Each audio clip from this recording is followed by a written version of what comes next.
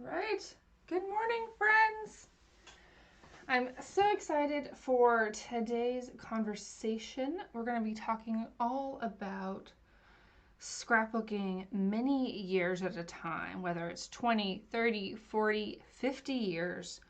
We're going to be talking about how you can do that in a way that's not going to explode your brain and frustrate you and is actually doable.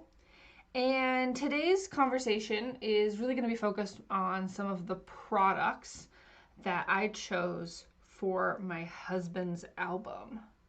So, this is kind of a preview. We are now transitioning from our organization journey. Oh, hello, here's me. Hi. We are transitioning from our organization journey to our storytelling journey. These are 2-month spans, both inside our membership as well as in the broader Simple Scrapper universe with the topics that we talk about. And we found that these 2-month periods really help to give your brain time to digest, to refocus, and then find out what you want to apply from that. So often when we jump into something, we learn something new, and then it's time for the next new thing. So this year we're doing these 2-month spans so that there's just more time to think, to process, and to intentionally take action. We are always talking about, because we offer a lot of different things, whether it's classes, events, live crop times, that we're not expecting anyone to be at all of them. We want you to pick and choose what you need right now based on what's going on in your real life and in your creative life. And I hope that you'll kind of consider that as we go into the storytelling journey, and to think about, are the types of stories that we're talking about today these bigger picture stories? Is this something that you've wanted to do? And does this seem like a doable approach to getting there? So let me give you some context. So the first thing you need to know is there's a class that I'm going to be teaching inside the membership starting June 3rd.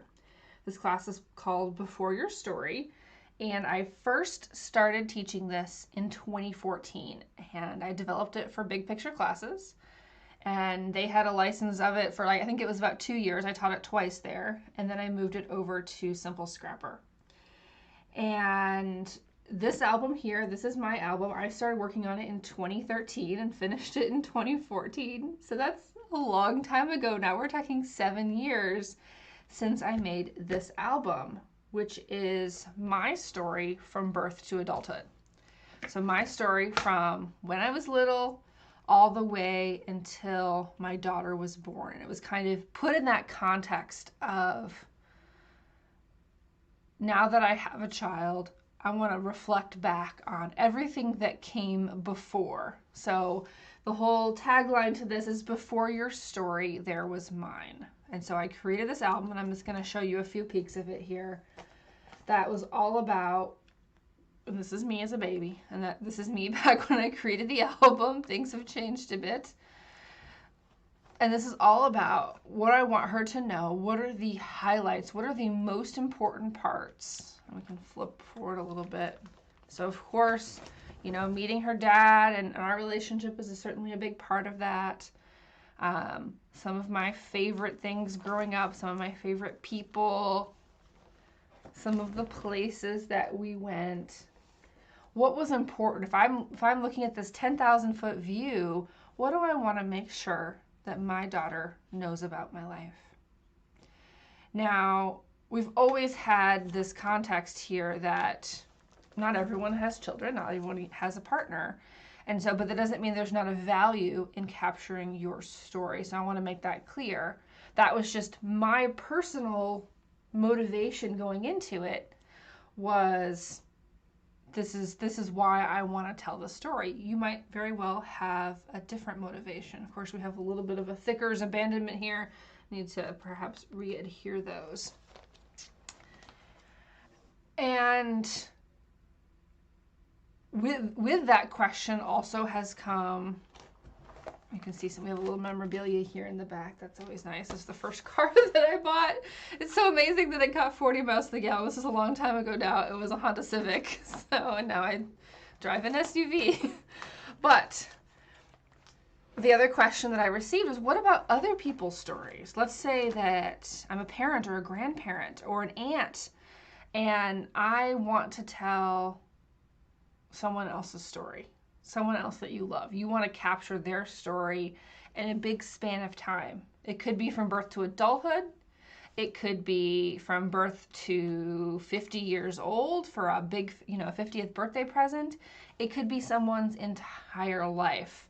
The framework that we have here holds no matter what time period that you're doing. And actually, I would argue the longer time period we're talking about, the easier the project is, because you don't have as much information, particularly if you're doing it about someone else. It's harder to get into the weeds. And so all those roadblocks that we have telling our own stories, particularly in the present day, we have too many details. We have to make choices. We have to figure out what part of the story we're going to tell. But when you're looking at this higher level, you don't have to make those same kind of choices. It's really clear what it is to do. There's more clear breakdowns. And let me just show you one of these timelines we have here. So on the back of these section dividers, we have timelines, and there's 4 of them throughout the album. And so some of these high points become much easier to identify the longer time span we're talking about. So with the idea that this project that was originally created for documenting yourself can also be applied to someone else. And I finally convinced my husband, and by convinced, I mean, I told him we're doing this. We're going to start working on his album this year. So my husband is 56 years old this year. He is a little bit older than me. And I think the time span that we're going to go on, we're still working on his initial worksheets, trying to get everything going, is his birth up until when we got married, and which is also when I moved here. And the reason for that is because that's really when I started scrapbooking our life. So everything after that is well documented. Everything before is not. And so that's a much longer time span than just simple birth to adulthood, because, he had a whole kind of adulthood before I ever got here. But those stories are not well documented, really, if at all. So the idea here is this is going to be 1964 to 2008 in one single album. Okay, so let's talk a little bit about kind of the structure of things that I got here. So first off, that you'll notice, we have a black 9x12 album. So this is kind of also an unboxing video. I have not opened any of these things yet. I decided on 9x12 for a couple reasons. One, it is much easier to hold. It's just, the 12x12 albums, they're not 12x12. They're like 13x15. They're so huge. And I'm a big fan of smaller sizes because they are easier to handle. I also felt that kind of smaller scale might make the project feel a little less intimidating for my husband as we work on it. Even though I'm doing the bulk of the scrapbooking work, he still is going to be looking at it and providing input. And I think just the smaller scale makes it feel more doable, particularly if you have somebody who's, kind of eager, but also some kind of reluctant participant. They're wondering, how much time is this going to take? So a little bit smaller scale makes it feel kind of mentally a little bit better. We've had a lot of conversation about doing 6x8 for this, and I've done some calculations, and I do think it is possible. There's a particular reason why I didn't choose 6x8. So let's pull out these page protectors to explain that. So there's 2 different kinds of page protectors that I got. One is this style here.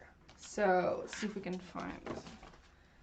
All right, so we've got 6 pockets total, 3 4x6 and 3 3x4. And the 6x8 format, while yes, there are page styles that will allow you to do 4x6 photos, fundamentally this project is based on story and photo pairs. So it was important to me to have a page that had these pairs, but also that emphasized the 4x6 photo size. In a 6x8, you probably have to choose either to include a smaller number of photos in order to get more 4x6, or you'd have to choose to crop a lot of your photos to the 3x4 size. And that just, that opens a whole new can of worms of logistics in getting the project done. And so we want to reduce any of those logistical issues. And so that's why I chose the 9x12, so that I could easily have photo and story pairs, and to emphasize 4x6 photos as a standard size, easy to print.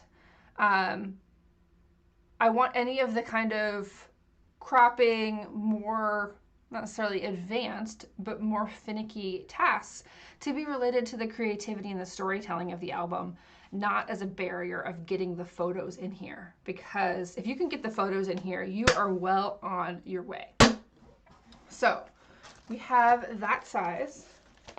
All right, let me check the chat out here. Thank you, Tina, for answering Helen's question. Yeah, this is a 9x12 album, and just kind of going through why we chose 9x12. And then I also got the full page protectors as well. In the other album, you saw a lot more size variation, and you may have noticed, the album was We Are Memory Keepers, but really everything else inside was Project Life. And we had Design A, Design H, and the supplies that were available back when I created this album are a little bit different than the supplies that are available now.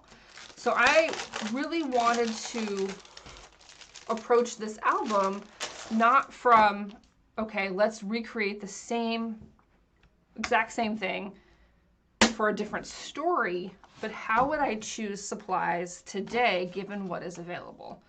And inside the class, I'll talk all about kind of the arrangement of these dividers and all the sections and all that. But I just wanted to show that we've got the 2 different types, these full page ones and then the 9x12s. Because it's really important to me that you can get access to the things and make choices based on kind of the supplies and the types of items that people are talking about today. I love that this album framework in general kind of is very evergreen. It's something that I hope we'll be able to do for a long time. There's photo book applications of it as well. It really can be translated into any format that you like. Digital, paper, this is fundamentally kind of a hybrid album. And of course, as I mentioned, photo book. But it's gonna always evolve over time. Kind of the why we're doing it and the structure can last. But the products that we're using, of course, they're gonna change. And so part of that here is the supplies that I chose. So actually, let me tell one more thing before I get into that. This is another structure item. I showed you in my album a pocket in the back where I had memorabilia. And so I picked up these pockets from scrapbook.com as well. Sorry, these are very noisy here. And I was worried about the guys outside installing our fiber. So these pockets, I'm anticipating, I don't know how much we're gonna need yet, but these can be adhered inside the cover of the album. Probably just, we'll probably just do one. We probably could do 2 layered if you really needed it. You probably could figure out a way to do that. Or maybe even like that, if you really had a lot of stuff. You could also punch holes in them and put them directly in the binder if you wanted. But I wanted to have at least one place for a little bit of memorabilia. And I wanted to find something that was kind of really readily accessible. I really am appreciating what scrapbook.com has been doing in terms of making sure some of these basics, the core supplies, whether it's albums and page protectors and pockets, or even some of the organizational items, that they're making sure that these are available for us, because these are kind of fundamental. There's lots of supplies still, but we need to make sure that this kind of stuff is still available too. So these things are all from scrapbook.com. All right, that was structure. Now let's jump in to the products. So when I originally was going to work on my husband's album, I had a Project Life kit. I think it was called Vintage Travel.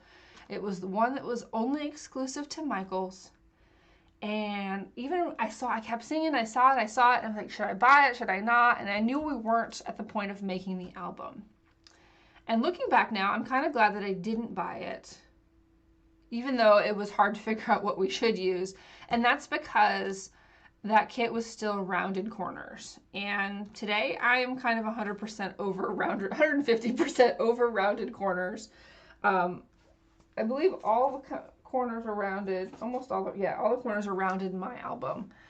And you know, it never was perfect, and it never was that fun because it's hard to get things to line up. So I'm 100% on board with square corners. But that meant, how are we going to handle the idea that this is fundamentally a pockets plus layouts project?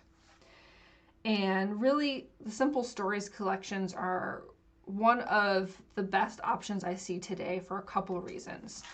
So I got this 6x8 pad and the 12x12 collection kit. So I have papers in multiple scales, which is fun.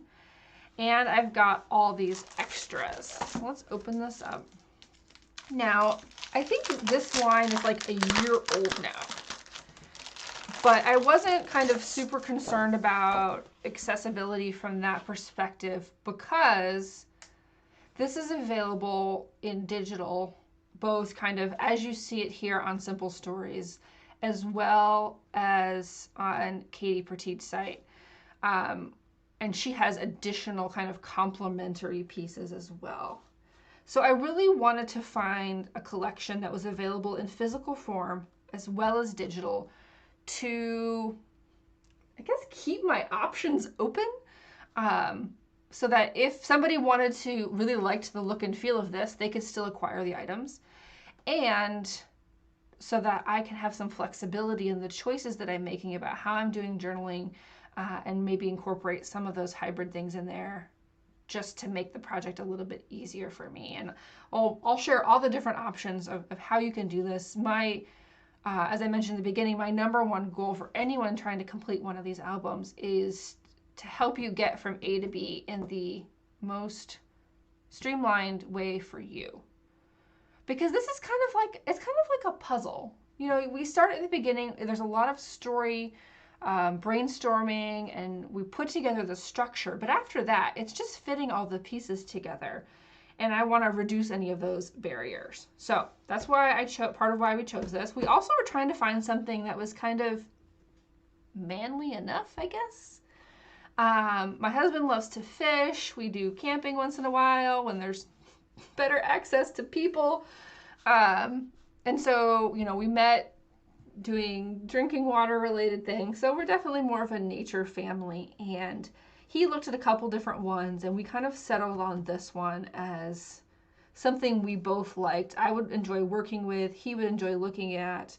It didn't feel too overly feminine, even with, you know, there's a few butterflies and stuff in here, but it's, you know, it's just, I would say this is definitely more of a manly outdoorsy collection. There was a couple, like, gosh, is it Authentique, I think, had one that was super manly, but it was in the direction of like cowboys and cars, and that's not my husband at all. So this is what fit for us. And I think it's important to, if you can, bring your subject into the process of selecting those supplies. They're going to like appreciate the album a little bit more, and you're going to enjoy kind of working with it, knowing that, you know, you guys have kind of figured this process out together.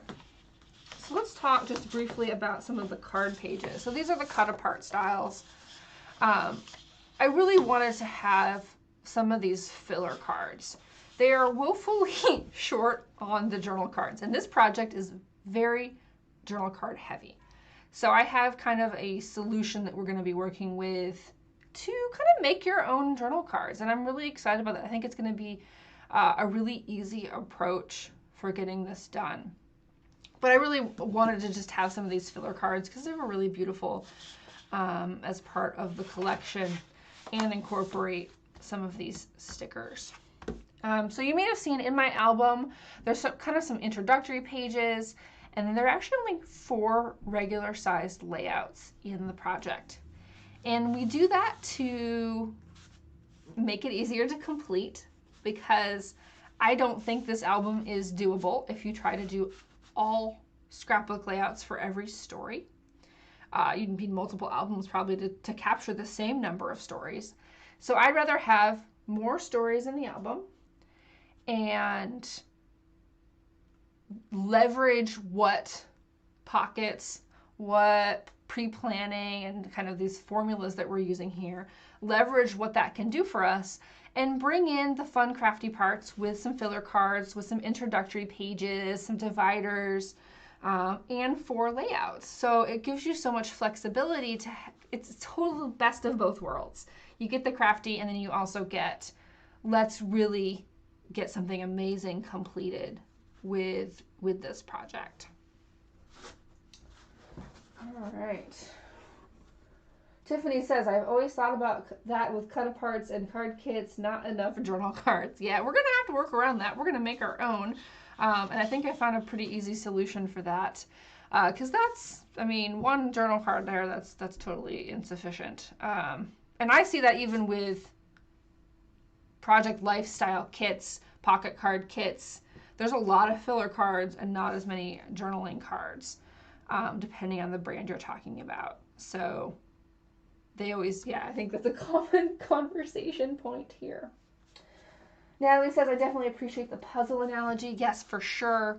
I mean, this can feel really intimidating. There's a lot of photos, and I would say some of the barriers that folks have is, okay, how do we pick the photos? Well, the objective here is not to go through all your photos and find the best ones. The objective here is going to be to think about those timelines and to really get this big picture view of what do you want to have in the album, and then how do we back into that? How can we go find the photos, whether there are photos or photos from the internet, and how do we make sure that the stories are there? That's what's going to make this doable. And it's not necessarily about long emotional journaling. Almost all of the journaling in the whole album is a total of 3 sentences. So 3 sentences again and again and again, but very, very simple, and we give you a formula to really help you get it done as well. All right.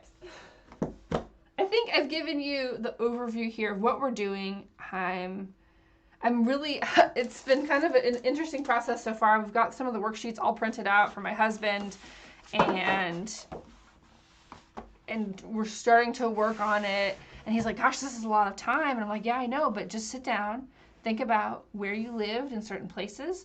What were those big transitions? And then once you can segment your life into these big parts, thinking of all the little stories is so easy because things just start flooding back. So we really kind of baby step you into the process with all this kind of cascade of worksheets that we have for the class.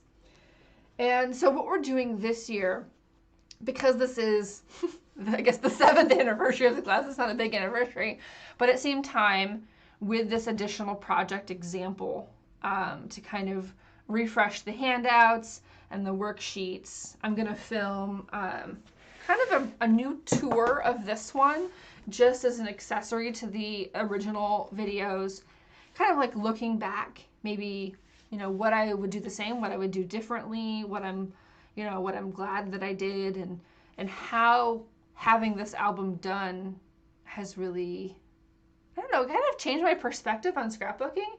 Because one of the big things of doing this album, whether it's for you, for a partner, for a child, is it takes kind of all those years out of the what should I scrapbook list. Yes, you can always add more later. And that comes up a lot during the classes. Well, I want to add this, I want to add this. And we give you a place to make a list of things that you might want to add later so they're not a distraction. But when you're thinking about, okay, what could I scrapbook? If you feel like there's this part of your life that's really kind of done, that narrows the window and it helps you focus, feel more caught up.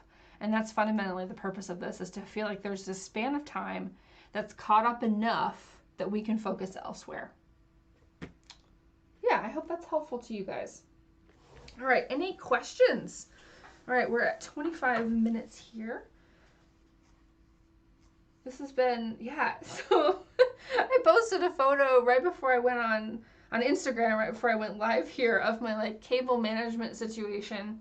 Yeah, I'm using new software for the first time, and you'll have to let me know how the audio is. I'm not using the microphone that I wanted to use, but that's because, as I mentioned, we have fiber going in outside, and about 30 minutes ago, the guys were playing their music, and they're just rocking out, digging these holes, and I'm like, oh, we need to maybe try to eliminate some of the background noise a little bit. So, but we're excited about even faster internet very soon. All right, anything else I can do for you guys today? I am so excited about this. It's fun to take something that's really solid and make it even better. And I'm just really feeling called to get this project done and to work with my husband and make sure that this story is told, because, you know, we're all getting older. Our memories aren't as good as they used to be. And so I think it's just so important to make sure that if you can get the subject's input on the stories and the journaling, to do that while you still can. So, and if anything, this year has taught us how precious life is. And so I really I'm excited about finishing this, and it'll be all ready for our June 3rd class. What we're going to be doing for most of May during our evening hours. So I'm looking forward to it.